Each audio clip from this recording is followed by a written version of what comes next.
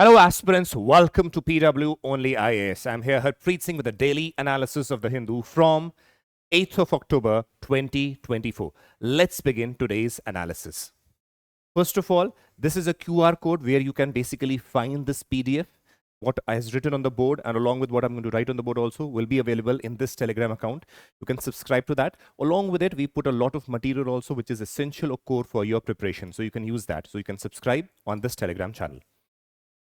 Next, move ahead and see what are the topics that we have taken for today's analysis and consideration. First, high performance buildings, prison rules and Supreme Court, National Agriculture Code editorial, rebalancing the power relationships. Along with it, the MCQs which are important for your preliminary examination. Let's begin.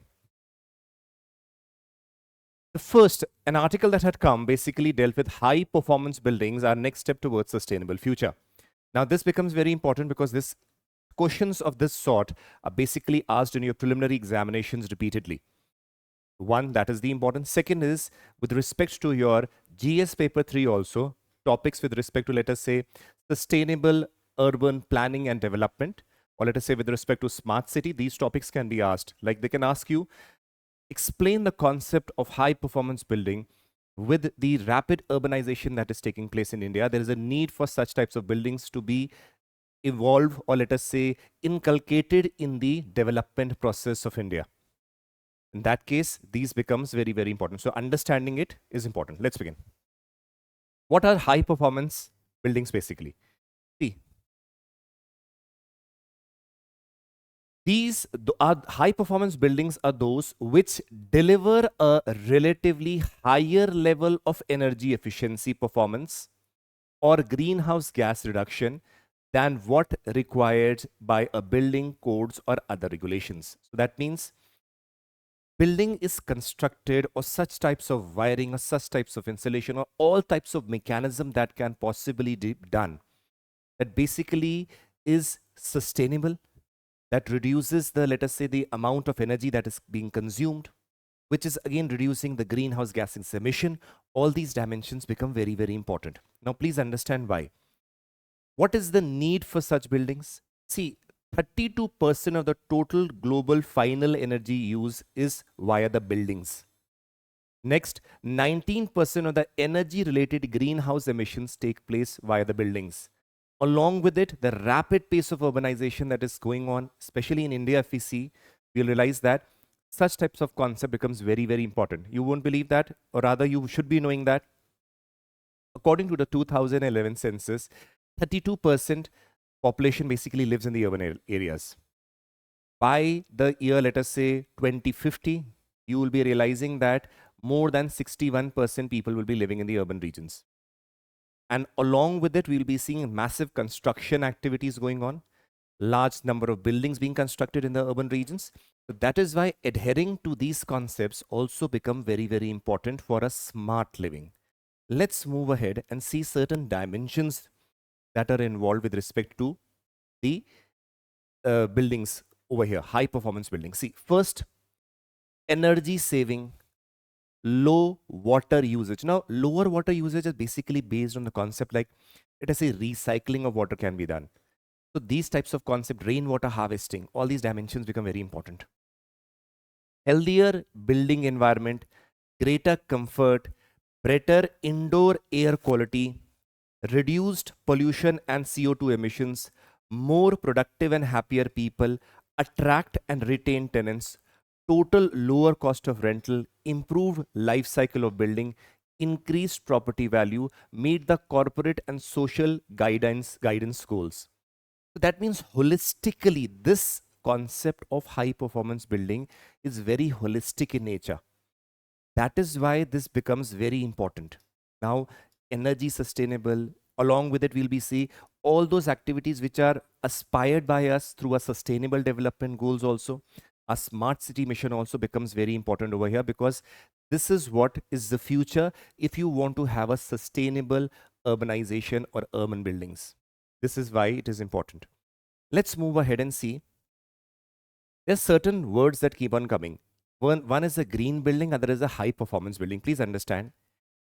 When the topic green building comes, it is a very vague term. Very vague. you're not able to comprehend what is the exact meaning also. That is why the shift towards the concept of high performance building is more relevant in today's architectural terms also when we talk about. But basically, see, green buildings are the foundational step towards sustainable development through various certifications that are given. Focus is on the intent and final outcomes. The key areas are, please, energy efficiency, water conservation, and material sourcing. Now, again, these itself are very vague. On the other hand, when we see the high performance building, it is more precise, more focused, more target oriented when we study them and deal with them in practical being. Over here we see focus is on peak efficiency in every aspect, specific and measurable goals, and the use of technology in order to achieve these goals. So it is more specific, more precise, and target oriented, and having a very large gamut of understanding. See, we know the various dimensions. We know the various dimensions over here, along with it, the various positive repercussions that these are going to have. So this is basically the concept of high performance building becomes important again for your prelims and mains. Let's move ahead. Again, now this has been in the news for 2 days. That is why whenever a news is evolving, we'll be seeing that these articles are again taken together and analyzed. That is why I've taken it today. Similarly, you will be seeing that Nobel Prizes are being announced. We will be taking it together only so that you can understand them better. Today it was an important article with respect to the Nobel Prize, but as the other Nobel Prizes come, we'll take it in totality and understand and analyze them. Similarly, see, when we see the caste test provisions in the prison manual, this is again a very important concern which is going on, and the Supreme Court has basically squashed the manuals that have been there and also directed and given directions to various state governments regarding that. Now, please see what is basically dealing about. See the context. See, the discriminatory prison rules in the various states are present. Now, we will be seeing what type of discriminatory rules are there. Work and division of labor on the basis of social hierarchy. For example, someone belonging to a lower caste is given according to the duties of a caste, for that matter. Because this concept was used by the Britishers in the pre-independence time, because they wanted to basically promote caste hatred among the individuals of India.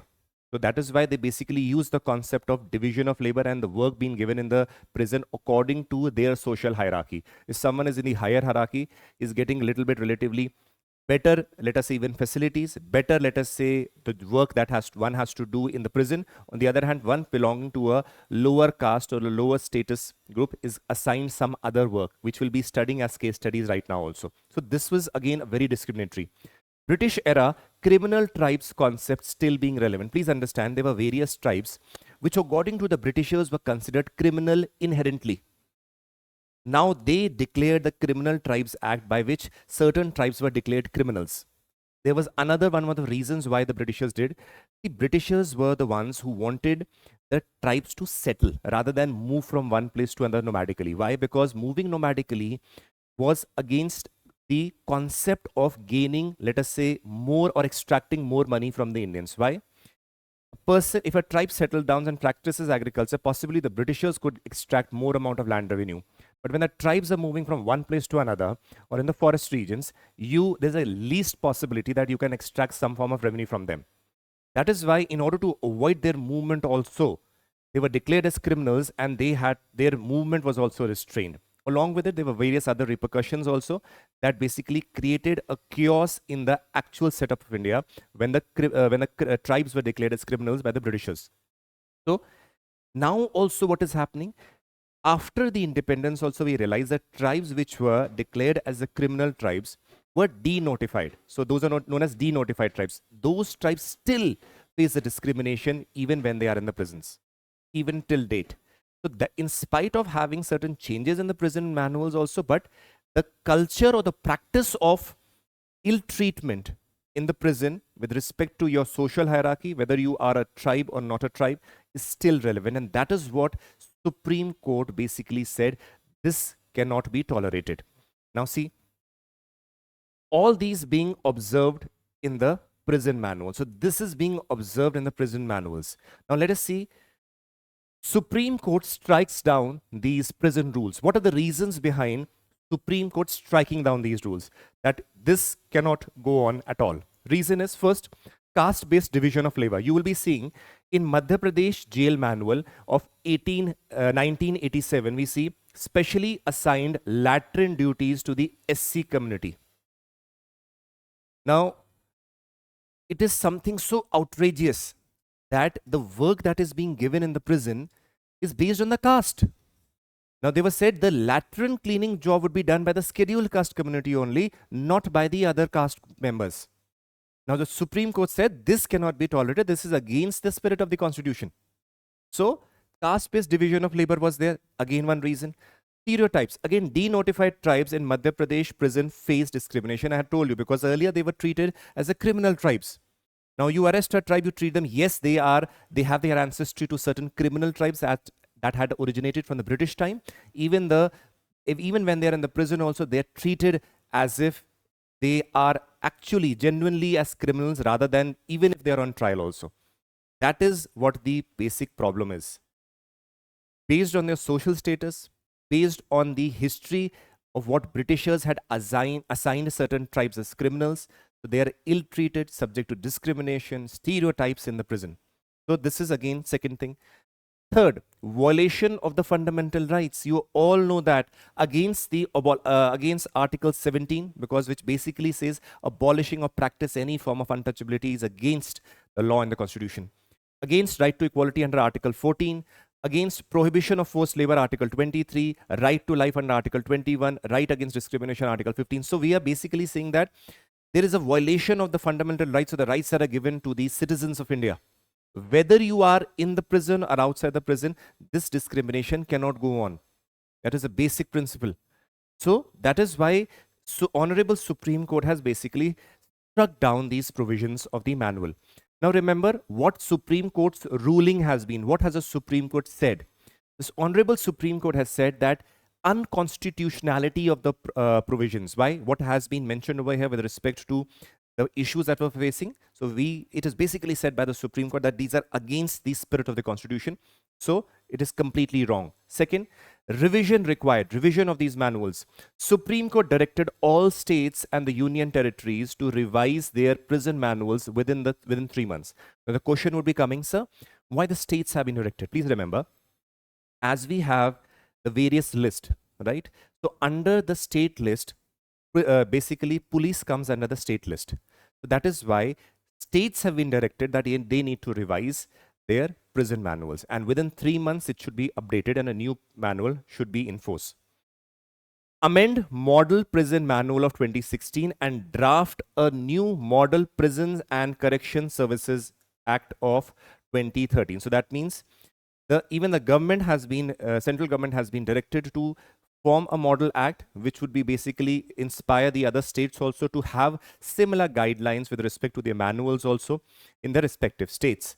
So this is being directed by the Honorable Supreme Court. Next, directive to the District Legal Services Authority in order to go to those prisons and see whether are they still facing discrimination, are there still issues with respect to, let us say, social hierarchy or status being practiced in the prisons, and if so, immediately report to the concerned authorities and even the Supreme Court for that matter. So this is being said by the Supreme Court. We have holistically covered this particular topic, and this is important with respect to your General Studies Paper 2, along with it the Indian Society section, because this is one of the forms in which we see discrimination being practiced in India. See, you can see certain things that have been going on for thousands of years because of the British legacy. Now they are still being continued and the discrimination being faced by the Indians. What discrimination that they had put in the minds of the Indians during the rule of their 200 years is still being continued, and that is something we need to change if we want to grow as a country and grow as Indians. As we move ahead, please see. A very important article. This is new code to shape the future of the Indian farming. Something that is important is whenever we see building codes or electrical codes, we have certain standardizations. You will be seeing that. For example, if a socket size is there, if a regulator is there, why do you see that a socket size of a switchboard is generally of a similar size, similar shape? Because there are certain standards that are there. If supposingly every socket had a different size of the pin, would you be able to insert your plugs inside? No. So that is what it requires. Standardization is required. That is why with respect to wirings, electrical equipments, the standardization system has been there, and we'll see that Bureau of Indian Standard has been responsible for setting such standards in various fields or various aspects of life. Now, when we see with respect to the agriculture also, we'll be seeing that Bureau of Indian Standard has begun working on a National Agricultural Code, similar to the building in National Building Code and National Electrical Code. Now, this becomes important for your general studies paper 3, where you can be asked what is National Agricultural Code, what is the need, what are the dimensions, what are the objectives of this National Agriculture Code. This can be asked. So let us see what are the dimensions associated with it. About NAC. NAC is National Agriculture Code. Please remember, it is not yet prepared. The work is being carried out, but obviously some details are already out with respect to what it is going to be. So we are dealing from that perspective. A comprehensive code of standards for various agricultural practices by Bureau of Indian Standards. So it will be a comprehensive code with respect to various agricultural practices that are generally practiced in India. NAC will cover the entire agriculture cycle and provide guidance for future standards.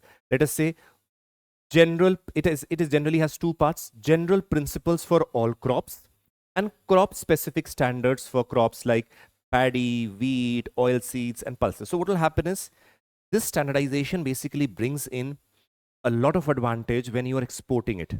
Along with it, quality aspects, gradation, all these measures are basically boosted or basically helps in even increasing the revenue by the farmers, because certain standardization is there. So that is very, very helpful, because that will basically help towards boosting of the agriculture sector also.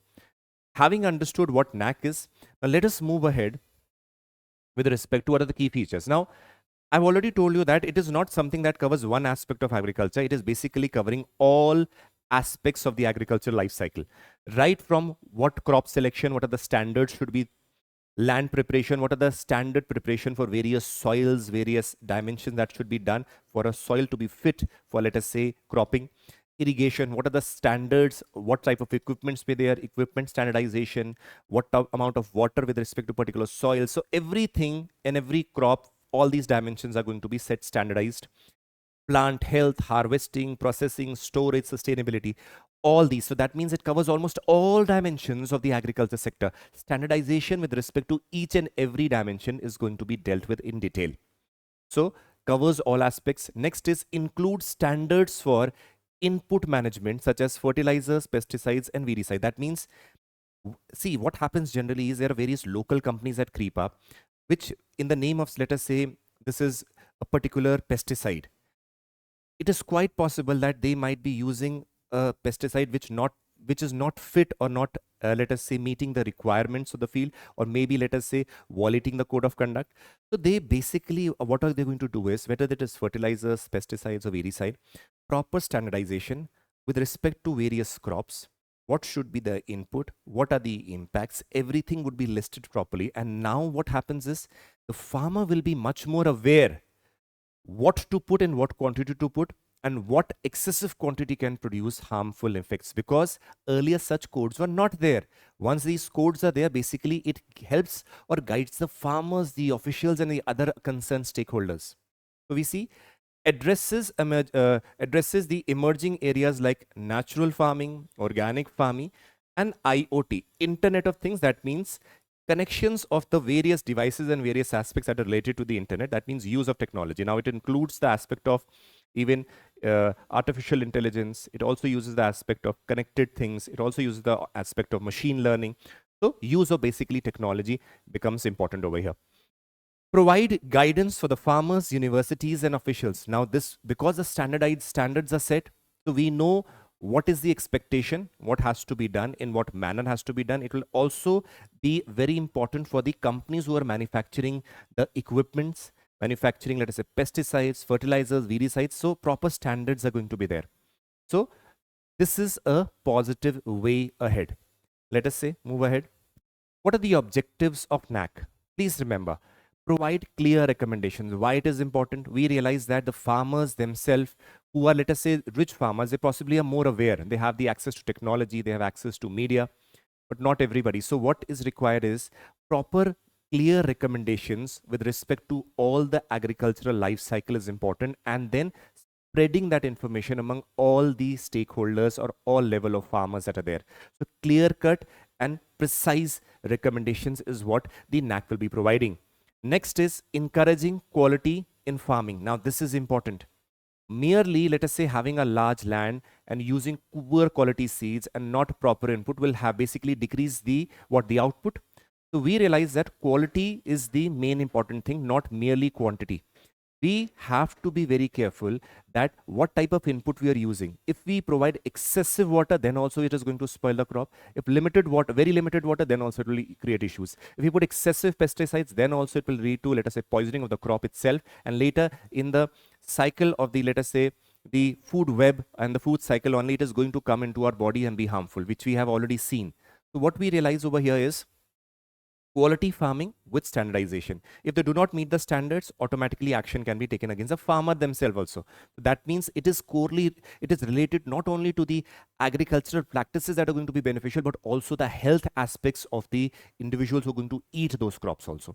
Next, combine the existing standards. So what all standards which we currently have, it would also be incorporated in this NAC, and also if certain improvements and changes have to be made, they would be notified.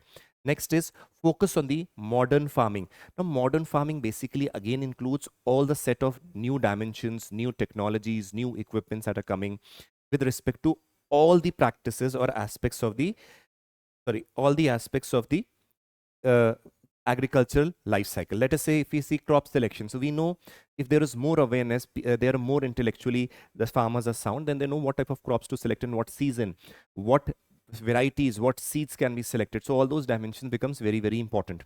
So modernization or improvement in farming with respect to the modern technology basically means having more awareness with respect to what is the required quantity, what is the required quality, what is the aspect that is required with respect to use of technology.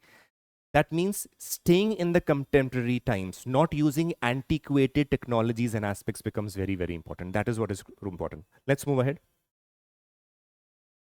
Next is support learning and training. The support learning and training basically becomes important here because over here, training of the farmers, training of the university professors and all the stakeholders, along with the training and sessions for the manufacturers who are going to manufacture those equipments and various inputs, let us say fertilizers and pesticide companies. That is again very important because proper training, if given, will basically improve the overall aspect output of the agriculture sector.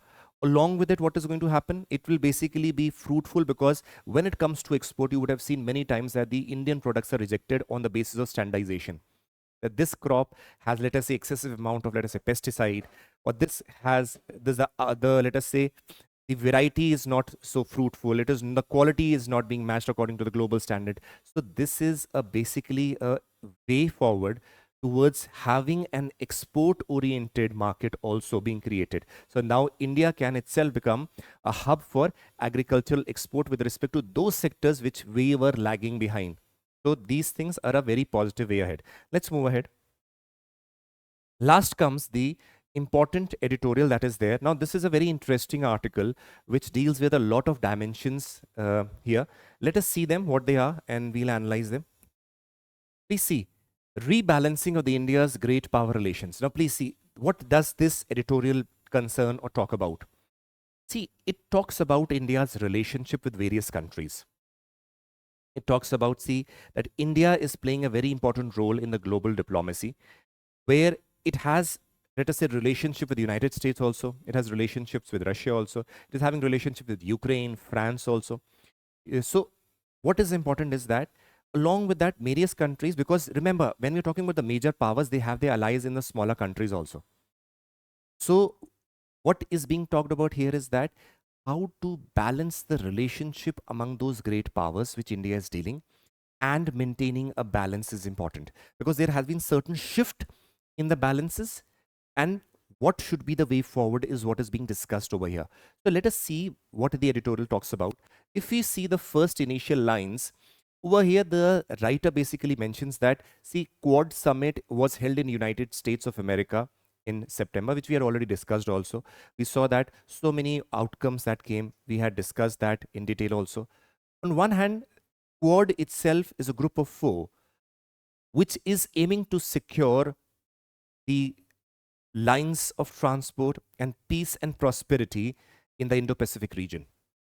Now, it has the Western countries as members along with India, right? Now, this is often perceived by countries like China and Russia as, let us say, a group or an alliance. It is not an alliance, first of all. In the initial part, this is what is being said. On one hand, we see that India is going for the Quad meetings. The Honorable Prime Minister is visiting. On the other hand, you will be realizing in the month of September itself, the National Security Advisor, Mr. Ajit Doval, met Mr. Putin, right? And then Chinese Foreign Minister Wang Yi. So you realize that on one hand, the Prime Minister is meeting the Quad members. On the other hand, the National Security Advisor is meeting the Foreign Minister of China and the head of the Russian President, Mr. Putin. So what is there? See, you see the balance is being maintained. Now, this is mentioned in the initial phase, which we see. Now, what is going on? In the second paragraph, basically says that there is again, definitely there are challenges when we talk about with respect to balancing the relation. Because on one hand, you have Quad.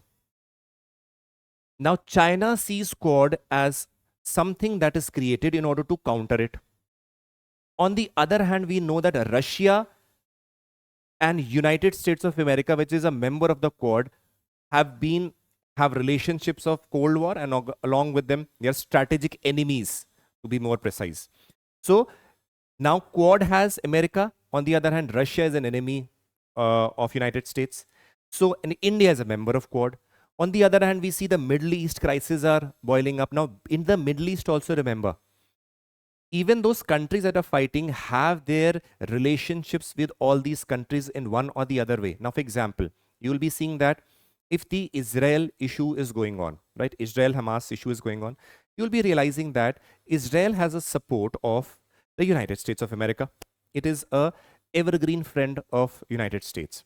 On the other hand, we see Hamas has a support of Iran, and Iran has a support of Russia, and Russia is now an alliance of China. So we see relationships going on. Even in the case of Syrian crisis also, you'll be realizing when the conflict was going on, both the conflicts that were going on of the government and the rebels. The rebels at that time in Syria were supported by the Western countries and NATO countries. On the other hand, the government of Syria at that time was being supported by Iran as well as Russia. So what is going on over here is, over here also, though the countries are fighting, it has got to do with the great powers which are behind that. And now comes the problem that how should India respond to or take sides or not? Now, this is what is the discussion that is going on. As we move ahead, we realize that the writer basically says, India is playing a role of a peacemaker. Peacemaker, one who wants that peace should prevail. Now, what are the steps that are taken? See, if you would have read my editorials and the news in the previous days also, you'll be realizing it very well that all these points had been discussed over there also, which I have put over here. But just a quick recap. See, we saw that Prime Minister meeting Zelensky, the President of Ukraine.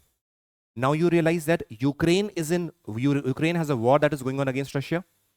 Now, on the other hand, we realize that there is a concept which we have read, Swiss peace process. Now, Swiss process, basically Switzerland that maintains a neutral stand, has started this process which basically aims at resolving the Ukraine and Russia conflict.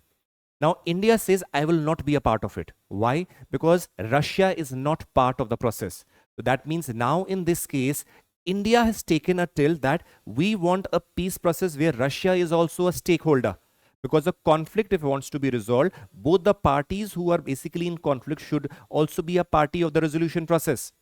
So over here, India took a stand in favor of Russia. On the other hand, to maintain peace, Prime Minister also met Zelensky, the president of the president of Ukraine. So again, balancing. Now, another hand, we realize that we have already studied and read that The foreign ministers, Dr. Jaishankar had also stated that in his 4 principles of resolution of the Ukraine and Russia conflict also, that see, the time has come that the war should end. They stated that diplomacy is the way forward towards resolution. Then it said Russia has to be on the table, and then a comprehensive holistic solution is the need of the hour. So these were the principles that were stated by Dr. Jaishankar when he said that if you want to resolve the issue, it has to be holistic in nature. Now, this is again a peacemaking effect. Now, remember, next in this over at bottom of the discussion also, we see that the writer mentions that France has also been included as an discussion medium, with discussion way in forward in which he is being involved.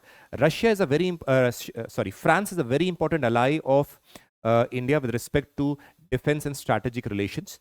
So, though it is a Western power of the NATO, we see that India has already told that we as a country are trying to resolve the issues, and France is also backing India that it is maintaining a neutral stand and it can basically help in resolution of the conflict between Ukraine and Russia. Now, this is again dealing with the major powers and maintaining the balance is again very important. As we move ahead, we realize here there's certain concerns also that the writer is raising. Now, please see, it says that closeness of Russia and China is being observed. Now you realize that they have basically signed the gas deal also, oil deals also, a lot of construction activities are also going on, strategic relations are also building, defense, let us say exercises are also going on, military exercises along the South China Sea regions are also going on. So these things have been observed. Now, what the writer says is that this is also a point of concern. Why? In the process of, let us say, India joining the Quad, or let us say having closer relationship with United States, having a lot of defense equipments being bought from United States and the Western countries like France, earlier we realized that close to 85 to 90% equipments are basically procured from Russia. Now that level has considerably gone down. So what is going on? Now, Russia, after, let us say, an isolationist policy that the United States adopted against Russia and unilateral sanctions that were imposed by United States on Russia, what Russia has done is Russia is coming closer to China. Now, because they both have, again, ideologically socialistic consensus between both of them, along with it, their common enemy is United States in particular and Western countries in general. So what helps them to have closer relationships? Now, in this process, we know that India has a China who is in the northern part, who is an enemy nation. Now that creates an issue also for India. That closeness of Russia with China is a point of concern for India. Because see, traditionally we realize that Russia has been an evergreen friend of India. But when it becomes closer to China, then it raises a concern because China has a lot of disputes, especially the border disputes with India. Next, the another thing is with respect to the Russian oil. Please remember, this is again a very good diplomatic achievement of the government of India. Realize that the United States had imposed, let us say, a ban on, let us say, or let us say, sanction on the Russian oil by towards being procured by any country. Now, the Western countries basically put them down or stop procuring it from Russia. But you realize that India had already told United States and the various Western countries that we will continue the procurement because it is beneficial for our goods and our necessities is what is a primary concern. That is why United States in a way gave an exception to India also. Now this is also a major diplomatic achievement. And on one hand, yes, we have told the Western powers that yes, we will maintain our stand, and along with that, Russia's relationships are also there because we are buying very cheap oil from Russia, which basically is helping saving our foreign exchange also and meeting the requirements of the energy that are required by India. As we move ahead, we realize that India over here is being stated as Vishwa Bandhu. That means friend of the world. Friend of the world. Now we'll be understanding the dimensions related to that also. Now see, again, Russia's China embrace. We have already mentioned. The writer again reiterates over here that Russia considers, from the Russian point of view, understand, Russia considers China and India as its ally in opposition to the Western countries. Now, this is what Russia's stand has been throughout the years. Even today, if you ask Russia, you'll be seeing that it considers India and China as its ally, in contradiction with the Western countries, which are considered as, in a way, ideological enemies of Russia. Now, the problem that over here happens is that still when we see as we move ahead, closeness of Russia and China is again a strategic challenge, because this imbalances what the regional peace and prosperity. You will be realizing in this process we saw Russia having defense exercises with Pakistan, right? Now that itself of the past created a lot of ripples in the geopolitical sphere. Why? Because China is close ally of Pakistan.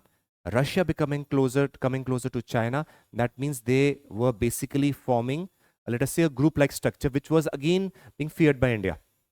That if that happens, that will upset the balance in the Indo-Pacific region. That is why we realize that again India is balancing its relations to having good relations with Russia also, and then with Quad and other groups as a means of deterrence also. As we move ahead, please understand. At the last, there are certain things that are mentioned. Please see. The writer mentions that what India is doing, it is balancing its relations. It is not taking an extreme step. It is saying what is advantages for India's interest is important. So when we see over here, we see that one needs to believe that we should not be in a condition where we have an alliance with the United States, right?